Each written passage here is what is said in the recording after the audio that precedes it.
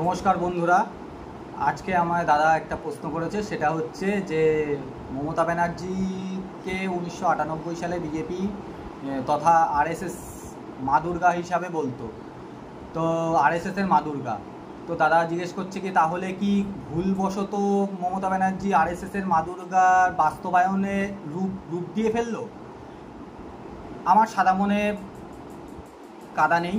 আমার প্রশ্ন আমি দাদার প্রশ্নের উত্তরে বলতে চাই যে উনি হয়তো ভুলবশতই আরএসএসের মা দুর্গা সেটা উনি প্রমাণ করলেন। সেটা হচ্ছে বিগত 1998 সাল থেকে 2024 সাল অবধি উনি বিভিন্ন জায়গায় যখন ক্ষমতায় আসার পর থেকে যখন বিজেপির পশ্চিমবাংলায় উত্থান শুরু হয়, তখন থেকে উনি রামকে বিজেপির দেবতা হিসাবেই সব জায়গা প্রচার করেছে। উনি জয় শ্রীরাম শুনলে খেপে যেতেন, বিভিন্ন জায়গায় গাড়ি থেকে নেমে বিভিন্ন ভাষায় বলতেন, এবং দেখেছি যে তৃণমূলের নেতারা জয় শ্রীরাম শুনলে খেপে যেতেন এবং তারা প্রকাশ্যেই জয় শ্রীরামের বিরুদ্ধে কথা বলতেন।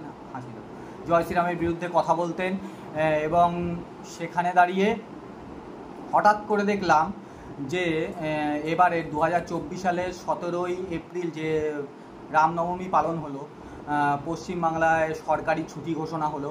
হঠাৎ করে ছুটি ঘোষণা হলো। এতদিন পশ্চিমবাংলায় রামনবমীতে ছুটি ঘোষণা করা ছিল না কেন সেটা আমি বলতে পারবো না, কোন রাজনৈতিক দলের কী সমস্যার জন্য ছুটি ঘোষণা করা হতো না, হঠাৎ করে ঘোষণা করা হলো।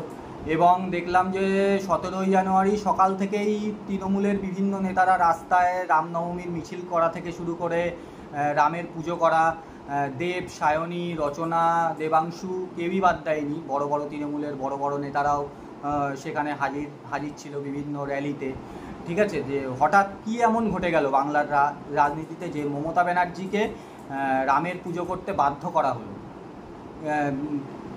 তাহলে কি আমরা বলতে পারি না যে হচ্ছে যে রাজভবনে নরেন্দ্র মোদী এবং মমতার যে একটা মিটিং হয়েছিল, সেখানে গিয়েই কি আলোচনা হলো যে বাংলায় রাম পুজো করতে দিতেই হবে, না হলে বীজে মূল তত্ত্ব আর বাংলায় থাকবে না? হয় তৃণমূলের তো সবসময় বিজেপিকে বাঁচাতে গেলে রামনবমী পুজো করতেই হবে এবং ভাইপো বা পিসির আসনে থাকতে গেলে রাম পুজো করতেই হবে। কারণ আমরা দেখেছি কালীঘাটের কাকুর কণ্ঠস্বর স্যাম্পেল মিলে যাওয়ার পরেও এখনও অভিষেক ব্যানার্জিকে তলব করা হচ্ছে না। কেন হচ্ছে না বলতে পারবো না। একটা কোম্পানি লিপস অ্যান্ড বাউন্সের সিও অ্যারেস্ট হচ্ছে না, কিন্তু এমডি অ্যারেস্ট হচ্ছে। একই পথের পৃথক ফল কী করে হয় বাংলার মানুষই জানে।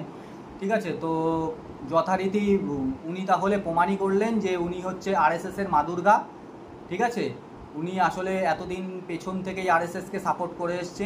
পশ্চিমবাংলায় 2011 সালের আগে আরএসএসের কটা সংগঠন ছিল আর বর্তমানে পশ্চিমবাংলায় আরএসএসের কতগুলো সংগঠন, সেটা মানুষ দেখলেই বুঝতে পারবে যে সংগঠনের সংখ্যা কী হারে বৃদ্ধি পেয়েছে পশ্চিমবাংলায়।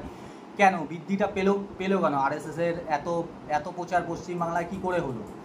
যেই বিজেপির আসন সংখ্যা 2011 সালে পশ্চিমবাংলায় ছিলই না বললে চলে, যাদের হাতে গুনে পাওয়া যেত না, তারা হঠাৎ করে পশ্চিমবাংলায় এত পরিমাণ বাড়লো কী করে? কার মদতে এত পরিমাণ বাড়লো? হয় বিজেপি নয় তৃণমূল। এই যে চারিদিকে মিডিয়ায় যে প্রচার চলছে, হয় বিজেপিকে সিলেক্ট করতে হবে, না হলে তৃণমূলকে সিলেক্ট করতে হবে। কেন হলো এটাই আমার জানার ইচ্ছা। আপনারা কমেন্টস করে জানাবেন যে আসলে কি মমতা আরএসএসের মা দুর্গা সেটা প্রমাণ করে ফেললো কি না। নমস্কার।